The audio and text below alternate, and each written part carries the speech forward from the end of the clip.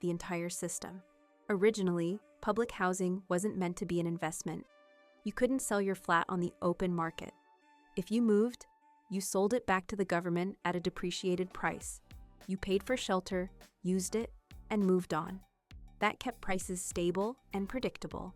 Then, in the 1970s, the government opened up the resale market. Owners were allowed to sell their flats to anyone, at any price. That single decision changed everything.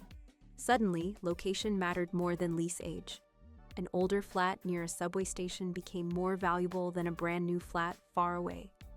Neighborhoods like Toapayo started seeing hundreds of million-dollar transactions. Public housing stopped being just housing. It became a financial asset.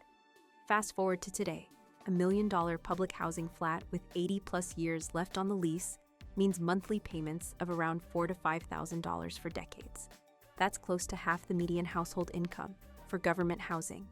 In some recent years, public housing prices rose faster than private luxury condos. Think about that.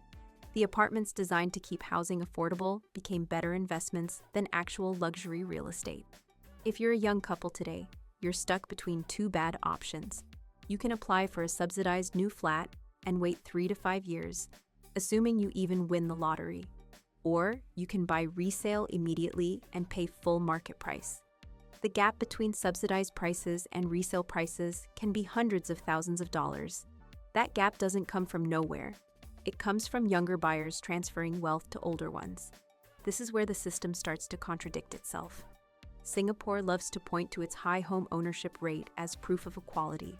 But ownership alone doesn't mean fairness. Timing matters more than effort. People who bought in the 70s and 80s paid tens of thousands. Today, their flats are worth many times that. Younger buyers are paying dramatically more for the same thing, with similar incomes. Same country, same rules, completely different outcomes, based almost entirely on when you were born. The second contradiction is control without restraint.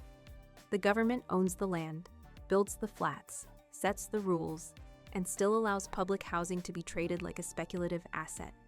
Some people even own multiple public housing units. It's supposed to be a social good, but it behaves like a private investment vehicle. The third contradiction is the subsidy system itself.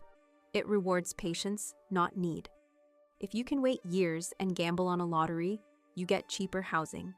If you need a home now, you pay full price. The people who benefited from subsidies in the past are now sitting on assets that younger buyers have to overpay for.